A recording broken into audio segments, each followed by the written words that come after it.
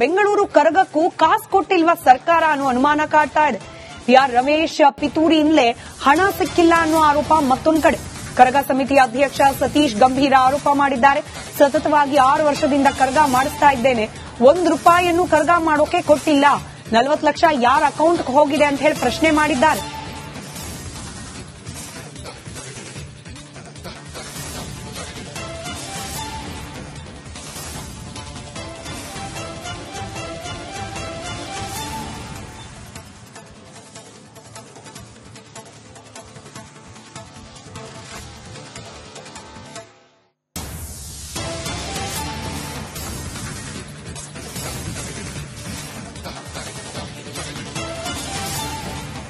ಇಷ್ಟೊಂದು ಹಣವನ್ನ ಕೂಡಲೇ ಬಿಡುಗಡೆ ಮಾಡಿದ್ದಾರೆ ಅಂದ್ರೆ ಅದು ಸಿದ್ದರಾಮಯ್ಯನವರು ಮತ್ತು ಡಿ.ಕೆ. ಶಿವಕುಮಾರ್ ಅವರು ಮತ್ತು ರಾಮಲಿಂಗ ರೆಡ್ಡಿ ಅವರು ಅವರ ಒಂದು ಆದೇಶಗಳ ಮೇಲೆ ಬಿಡುಗಡೆ ಆಗ್ತಾ ಇದೆ.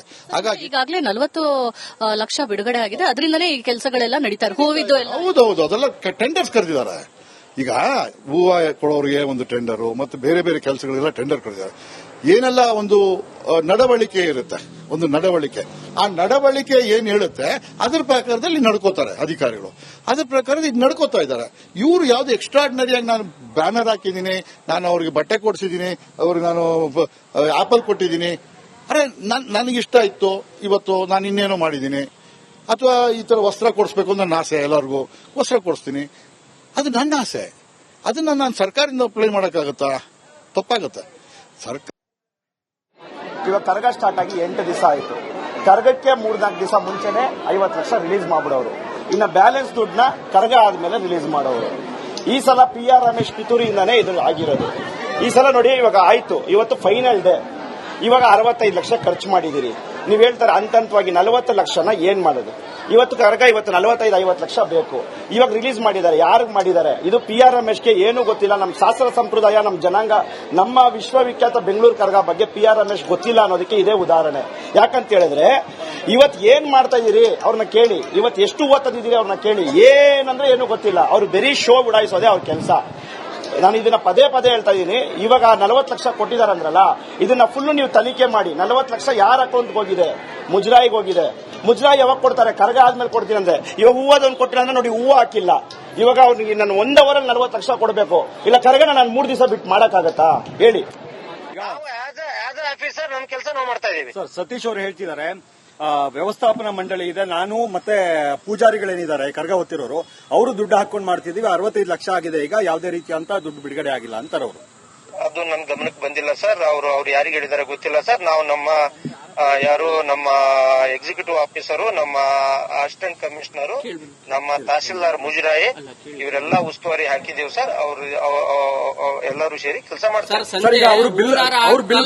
ಹೂವಿನ ಹಾರ ಹಾಕ್ಲಿಕ್ಕೂ ಕೂಡ ದುಡ್ಡಿಲ್ಲ ಅಂತ ಹೇಳ್ತಾ ಇದ್ದಾರೆ ಸರ್. 1000 ಹೂವಿನ ಹಾರಗಳನ್ನ ಬೇಕು ಸರ್. ಒಂದು ನಿಮಿಷ ಮೇಡಮ್, ಒಂದ್ ನಿಮಿಷ. ತಾವು ಇಲ್ಲಿ ದೇವಸ್ಥಾನ ಹತ್ರ ಇದ್ದೀರಾ? ಬರ್ತೀರಾ? ಸ್ವಲ್ಪ ಡೆಕೋರೇಷನ್ ಆಗಿದ್ದೆಲ್ಲ ನೋಡ್ಕೊಳ್ಳಿ ಮೇಡಮ್. ಸರ್, ಹೂವ ಇದೆಯಾ, ಆರ್ಟಿಫಿಷಿಯಲ್ ಇದೆಯಾ? ಒಂದ್ ನಿಮಿಷ ಜಗದೀಶ್ ಇಲ್ಲ, ನಾವ್ ಯಾವಾಗ್ಲೂ ಪ್ರತ್ಯಕ್ಷ ಕಂಡ್ರು ಪ್ರಮಾಣಿಸಿ ನೋಡ್ಬೇಕು. ಅದನ್ನ ನೋಡಿ sir. Jagadish authorised spokesman sir. ಈ ಕಡೆ ಕೇಳಿ sir. I am not authorised spokesman. ಕಣ್ಣೆದುರುಗಡೆ ನಿಮ್ಗೆ ಏನ್ ಕಾಣ್ತಾ ಇದೆ ಆ ಟೈಪ್ ನೀವು ಗ್ರಹಿಸಿ ಅಂತ ಹೇಳ್ತಾ ಇದ್ದೀನಿ ಅಷ್ಟೇ. ಜಗದೀಶ್, ಅದೆಲ್ಲ ಪ್ರಶ್ನೆ ಅದೆಲ್ಲ ಪ್ರಶ್ನೆ.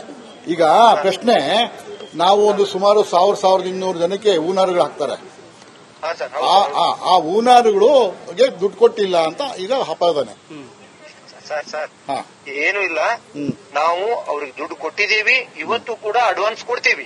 ಯಾರಿಗೆ ಕೊಟ್ಟಿದ್ದೀರಿ ಸರ್? ಯಾರು ಕಾಂಟ್ರಾಕ್ಟರ್ ಇದ್ದಾರೆ ಸರ್? ನಮ್ಮ ರಾಜೀವ್ ಅಂತ ಇದ್ದಾರೆ, ತಿಬ್ಬಾದೇವಿ, ತಮ್ಗೆ ಗೊತ್ತಿರಬಹುದು, ವೆಲ್ ನೋನ್ ಪರ್ಸನ್. ಅಂದ್ರೆ ಮುಜರಾಯಿ ಇಲಾಖೆ ಅಧಿಕಾರಿಗಳಿಗೆ ದುಡ್ಡು ನೀವು ರಿಲೀಸ್ ಮಾಡಿದಿರಿ, ಅವ್ರು ಖರ್ಚು ಮಾಡ್ತಾರೆ, right sir? Exactly right. Thank you sir. Thank you. ನಾವು ಆಸ್ ಅ ಆಫೀಸರ್ ನಮ್ಮ ಕೆಲಸ ನಾವು ಮಾಡ್ತಾ ಇದ್ದೀವಿ.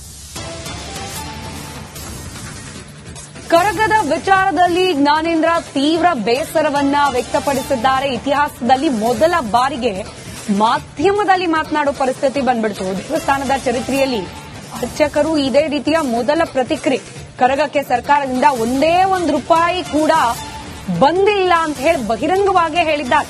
ಬೆಂಗಳೂರು ಕರಗಕ್ಕೆ ನಾನೇ 20 ಲಕ್ಷ ಹಣ ಹಾಕಿದ್ದೇನೆ, ಮೊದಲ ಬಾರಿಗೆ ಹಣ ಬಿಡುಗಡೆ ಮಾಡಿಲ್ಲ ಅಂತ ಹೇಳಿ ಸತ್ಯ ಒಪ್ಕೊಂಡಿದ್ದಾರೆ ಜ್ಞಾನೇಂದ್ರ ಅವರು ಆನ್ ಕ್ಯಾಮರಾ. ಇಲ್ಲ ಸರ್, ನಮ್ಮ ದೇವಸ್ಥಾನದ ಚರಿತ್ರೆಯಲ್ಲೇ 800 ವರ್ಷದ ಇತಿಹಾಸದಲ್ಲೇ ಇದೇ ಮೊದಲನೇ ಬಾರಿ ನಾವು ಅರ್ಚಕರು ಚಾಕರಿದಾರರು ದುಡ್ಡು ಹಾಕಿ ಮಾಡ್ತಾ ಇರೋದು. ಇದರವರೆಗೂ ₹1 ಹಣ ಬಿಡುಗಡೆ ಮಾಡಿಲ್ಲ ಅವರು.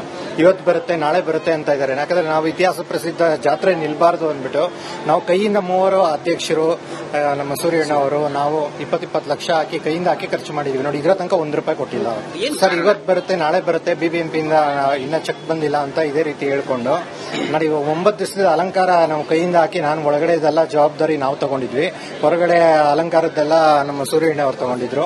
ಮಿಕ್ಕಿದ ಈ ಚಾಕರಿದಾರ ಹಣ, ಈ ಪೂಜೆ ಸಾಮಾನು, ಇದುಗಳೆಲ್ಲ ಮೇಲ್ಖರ್ಚುಗಳೆಲ್ಲ ನಮ್ಮ ಅಧ್ಯಕ್ಷರು ನೋಡ್ಕೊಂಡಿದ್ದಾರೆ. ಇದುವರೆಗೂ ನಾಳೆ ಬರುತ್ತೆ ಅಂತ ಹೇಳ್ಕೊಂಡೇ ಬಂದಿದ್ದಾರೆ ನೋಡಿ. ಇವತ್ತು ಜಾತ್ರೆ ಮುಗಿತಾ ಬಂತು, ಇದ್ರವರೆಗೂ ₹1 ಕೊಟ್ಟಿಲ್ಲ. ನಾನು 20 ಲಕ್ಷ ರೂಪಾಯಿ ಹಾಕಿದ್ದೀನಿ. ಹೌದು ಮೇಡಮ್, ನೋಡಿ ನಮಗೆ ಕೊಡ್ತಾ ಇರೋದು ಇವಾಗ, ಯಾಕಂದ್ರೆ ಬಿಬಿಎಂಪಿ ಆಫೀಸ್ ಇರೋದು ಬಂದು ದೇವಸ್ಥಾನದ ಜಾಗ ಅದನ್ನ ಅವರು ಲೀಸ್ ಅಂತ ಪಡೆದಿರ್ತಾರೆ 100 ವರ್ಷಕ್ಕೆ. ಅದಾದ್ಮೇಲೆ ಏನಾಯ್ತು, ಯಾರು ಬಿಡಿಸ್ಕೊಳಕ್ ಹೋಗಿಲ್ಲ. ಅಲ್ಲಿಂದ ಏನಾಯ್ತು ಅಂದ್ರೆ ಅವರು ಅನುದಾನ ಕೊಡ್ತಾ ಬಂದ್ರು. ಆ ಜಾಗಕ್ಕೆ ಪರಿಹಾರದ ರೂಪದಲ್ಲಿ ತಾಯಿಗೆ ಸೇವೆ ಸಲ್ಲಿಸ್ತಾ ಬರ್ತಾ ಇದ್ದಾರೆ. ಅದನ್ನ ಇವರು ತಡೆ ಹಿಡಿದು ಇವಾಗ ನೋಡಿ ಅಧಿಕಾರಿಗಳು ಮುಜರಾಯಿಂದ ₹1 ಹಾಕಲ್ಲ. ಮತ್ತಷ್ಟು ಡೀಟೇಲ್ಸ್ ನನ್ನ ಕಲಿಗೆ ದೀಪ್ತಿ ನೀಡ್ತಾ ಹೋಗ್ತಾರೆ. ನೇರ ಸಂಪರ್ಕದಲ್ಲಿದ್ದಾರೆ. ದೀಪ್ತಿ, ದೇವರ ಉತ್ಸವ, ಅದರಲ್ಲೂ ಬೆಂಗಳೂರಿನ ವಿಚಾರದಲ್ಲಿ ಹೇಳೋದಾದ್ರೆ ಜಗತ್ ಪ್ರಸಿದ್ಧ ಕರಗ ಇದು. ಈ ವಿಚಾರದಲ್ಲೂ ಕೂಡ ಈ ರೀತಿಯಾಗಿ ತೂತು ಮೇಮೆ ಬೇಕಾ? ಹಣ ಕೊಟ್ಟಿದ್ದೀವಿ ಅಂತ ಸಮಜಾಯಿಸಿ ಹಣ ಕೊಟ್ಟೇ ಇಲ್ಲ ಅನ್ನೋ ಅಸಮಾಧಾನ ಏನ್ ನಡೀತಿದೆ ಆಕ್ಚುಲಿ ಅಂತ?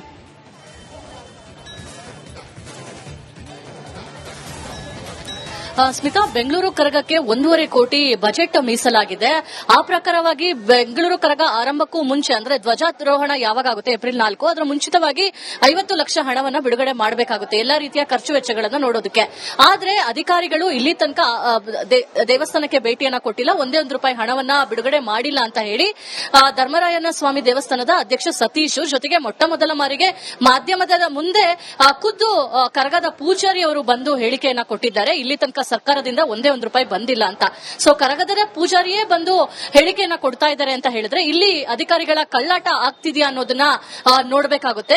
ಅಂದ್ರೆ ಪ್ರಮುಖವಾಗಿ ಈ ಎಒ ಅಂದ್ರೆ ಆಡಳಿತಾಧಿಕಾರಿ ಹೇಳುವ ಪ್ರಕಾರ ನಾವು 40 ಲಕ್ಷನ ನಿನ್ನೆನೆ ಬಿಡುಗಡೆ ಮಾಡಿದ್ದೀವಿ, ಲಿಕ್ವಿಡ್ ಅಮೌಂಟ್ಗಳು ಬೇಕಾಗುತ್ತೆ, ಅದನ್ನು ಕೂಡ ನಾವು ಕಾಲಕಾಲಕ್ಕೆ ಬಿಡುಗಡೆ ಮಾಡ್ತಾ ಇದೀವಿ ಅಂತ. ಆದ್ರೆ ಇಲ್ಲಿ ಗೊತ್ತಾಗ್ತಿರೋ ವಿಚಾರ ಏನು ಅಂತ ಹೇಳಿದ್ರೆ, ಯಾವಾಗ ಏಪ್ರಿಲ್ 4ಕ್ಕೆ ಬೆಂಗಳೂರು ಕರಗ ಆರಂಭವಾಗುತ್ತೋ ಆ ಸಂದರ್ಭದಲ್ಲಿ ಭೇಟಿ ಮಾಡುವಂತಹ ಸತೀಶರನ್ನ ಭೇಟಿ ಮಾಡುವಂತಹ ಅಧಿಕಾರಿಗಳು ನಮಗೆ ನಿಮ್ಮ ಶಾಸ್ತ್ರ ಪದ್ಧತಿ ಎಲ್ಲ ಗೊತ್ತಿಲ್ಲ, ಯಾವುದಕ್ಕೆ ಎಷ್ಟು ಹಣ ಖರ್ಚಾಗುತ್ತೆ ಅನ್ನೋದು ತಿಳಿದಿಲ್ಲ, ಹೀಗಾಗಿ ನೀವು ಮಾಡ್ಕೊಂಡು ಹೋಗಿ, ಜೊತೆಗೆ ಅದರ ಒಂದು ಲೆಕ್ಕಾಚಾರವನ್ನ ಕೊಡಿ, ಬಿಲ್ಗಳನ್ನ ಕೊಡಿ, ಅದನ್ನ ನಾವು ಕ್ಲಿಯರ್ ಮಾಡ್ತೇವೆ ಅಂತ ಹೇಳಿ ಮಾಹಿತಿಯನ್ನ ಕೊಡ್ತಾರೆ. ಅದರ ಪ್ರಕಾರವಾಗಿ ಇಲ್ಲಿ ತನಕ ಧರ್ಮರಾಯ ಸ್ವಾಮಿ ದೇವಸ್ಥಾನದ ಅರ್ಚಕರಾದಂತ ಅಂದ್ರೆ ಪೂಜಾರಿಯಾದಂತಹ ಜ್ಞಾನೇಂದ್ರ ಅವರು ಸೇರಿ ಸತೀಶ್ ಅವರು ಸೇರಿ ಸರಿಸುಮಾರು 60 ಲಕ್ಷದಷ್ಟು ಖರ್ಚನ್ನ ಮಾಡಿ 9 ದಿನಗಳ ಕಾಲ ಕರಗೋತ್ಸವನ್ನ ಮಾಡ್ಕೊಂಡು ಬರ್ತಾ ಇದ್ದಾರೆ. ಇವತ್ತು ಕಡೆ ದಿನ, ಇವತ್ತು ಕರಗ ಶಕ್ತೋತ್ಸವ, ಇವತ್ತು ಕೂಡ ಸಾಕಷ್ಟು ಹಣ ಬೇಕಾಗುತ್ತೆ. ಆದ್ರೆ ಯಾವಾಗ ಈ ರಮೇಶ್ ಅವರು PR ರಮೇಶ್ ಅಂತ ಹೇಳಿ ಮಾಜಿ ಮೇಯರ್ ಜೊತೆಗೆ